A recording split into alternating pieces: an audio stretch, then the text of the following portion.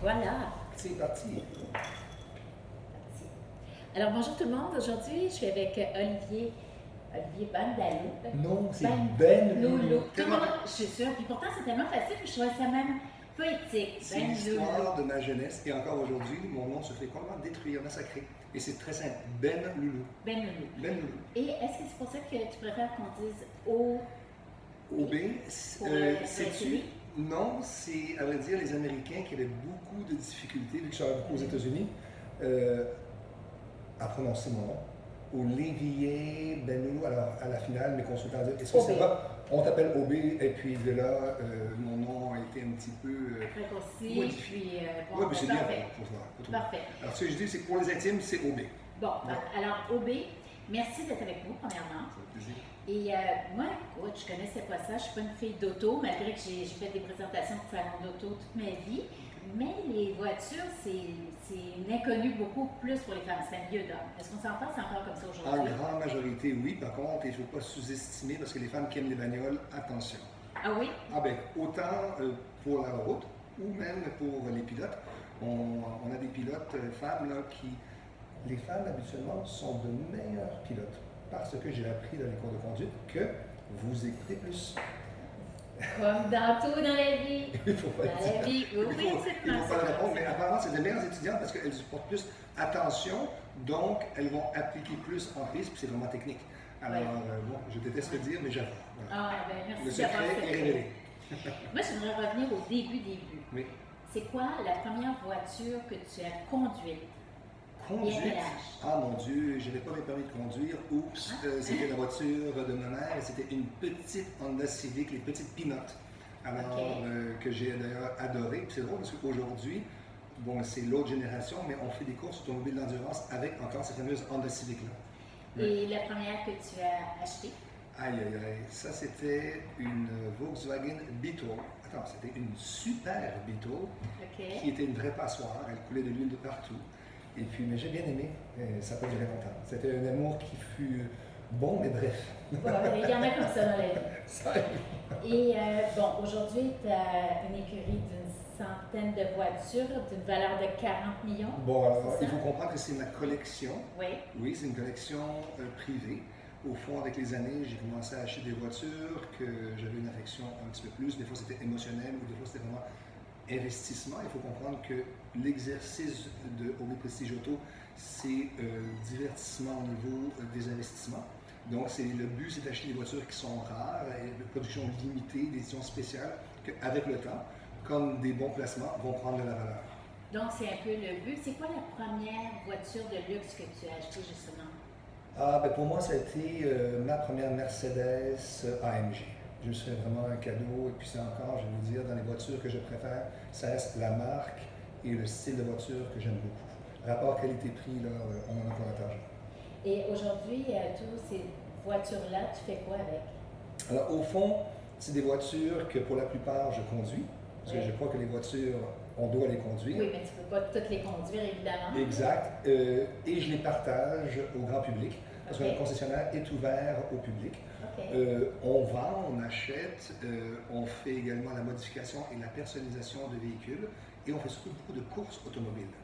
Alors, en plus de ça, j'ai une écurie de courses où on fait 3 différents styles de courses, du quart de mille, du demi-mille et de la course d'endurance. Alors, on utilise vraiment notre concessionnaire comme un genre de plateau tournant pour faire réparation, amélioration de nos voitures de course également. Et là, aujourd'hui, ce qui nous amène à se rencontrer, c'est la nouvelle émission sur Z-Télé. Oui. C'est une série avec 2 comparses à toi. Exact. On s'attend à quoi dans cette série-là? Alors, c'est la saison 2 qu'on présente, qu'on fait le lancement justement maintenant. C'est au fond notre trajectoire dans le monde des courses et nos déplacements. Donc, on vous emmène avec nous dans différents États aux États-Unis, dans certains de mes voyages où on fait des courses. Et c'est vraiment la complicité, l'amitié, la compétition. On est quand même vraiment compétitifs l'un et l'autre. Vous vous connaissiez donc avant? On s'est rencontrés aux courses. Ah, d'accord. C'est vraiment des gars que j'ai rencontrés dans le milieu des courses où on s'est liés. Ben oui, on s'est liés d'amitié, on se challengeait. Et puis, ben, à la finale, on aime bien se retrouver aux courses et puis l'émission. Et au fond, si vous nous suivez dans nos aventures. J'ai vu aussi que tu aimes beaucoup la vitesse. Oui. Alors, si je te dis vitesse ou acquisition, qu'est-ce qui te fait le plus vibrer? Écoute, tout ce qui est autour de l'automobile pour moi est spécial. Okay. Tous les moments sont spéciaux. Bon, mais l'acquisition d'une voiture, c'est sûr que c'est excitant. Par contre, conduire la voiture, c'est vraiment l'expérience ultime. Je trouve ça donc dommage des personnes qui achètent des voitures et qui les mettent comme des bibelots dans leur garage et ne les conduisent pas. C'est honteux. Alors moi, ce que j'ai pour m'en dire, c'est que, bon, c'est toujours excitant acheter un véhicule, mais il faut tout de même lui faire prendre l'air. Et puis la course automobile, c'est vraiment, c'est une discipline personnelle. Donc si tu es bon, c'est grâce à toi. Si tu es pas bon, c'est aussi grâce à toi. C'est un endroit où on se retrouve dans notre bulle, de notre monde. C'est vraiment un endroit pour moi où je me permets de faire le vide et focuser et vivre le moment présent. Okay. C'est vraiment comme aller au gym. Quand tu es au gym, tu fais le vide et tu te concentres exactement sur ton mouvement. Et en course automobile, il faut savoir que lorsque tu fais la course automobile, c'est la concentration ultime. Il faut comprendre, c'est pas juste aller vite. Oh non, non, c'est qu'une erreur, une fraction de seconde d'inattention peut coûter cher, disons. C'est ça, j'ai vu que tu avais fait du 450 km oui, à l'heure. dans les courses d'accélération, on monte et c'est rapide, là. On a 3000 chevaux, c'est comme c'est complètement capoté. Alors, dans une dizaine, quinzaine de secondes, on monte de 0 à presque 450 km/h. Alors, il faut savoir, c'est de la mécanique, alors il y a des choses qui arrivent. Alors, il faut être très, très léger sur le volant, sur la réaction, la vision loin. Il faut que tu penses à tout ça en même temps, les vitesses, et surtout le freinage. C'est bien d'aller vite, mais il faut arrêter la voiture. Et c'est le nerf de la guerre. Souvent, les accidents arrivent au freinage. Parce qu'on a passé des distances de freinage où la voiture glisse, où il y a un vent de côté qui la prend. Alors, c'est pas fini jusqu'à temps que la voiture est arrêtée. Alors, on va pouvoir voir cette télé. Oui. Ça a déjà commencé. Oui, super. Puis avant de quitter, parce qu'on a une clientèle beaucoup plus féminine que masculine, écoute, ta vie personnelle, tu es un homme d'affaires, oui. En pleine réussite, qui a une grande collection d'autos.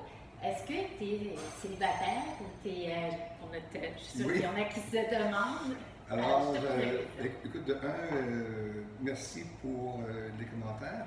Je suis une personne qui travaille fort, j'ai toujours travaillé 100 heures semaine et ça fait 30 ans. Il n'y a pas de secret dans le monde des affaires, si tu veux plus, il faut que tu fasses plus. Exactement. Et que tu puisses sortir de la manne. Donc, il faut devenir exceptionnel à ce que l'on fait pour ressortir de la masse.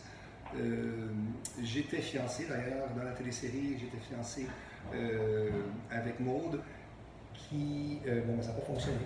Et c'est des choses qui arrivent. Et j'ai rencontré une superbe demoiselle, Pascal Emmanuel Roy, avec qui je suis, et ça va faire bientôt 1 an. Ah, d'accord. Alors, mesdames, malheureusement, le cœur n'est pas disponible. Par contre, la série est déjà en ondes sur Z-Télé, si vous voulez suivre les aventures de... Est-ce que là, je disais Olivier, Audé, Aude? Pas de problème à dire Olivier, c'est comme ça qu'Olivier, c'est tellement oui. On va laisser les gens, les anglophones, dire OB. OK, alors, suivez Olivier sur Z-Télé cet automne. Merci. Merci.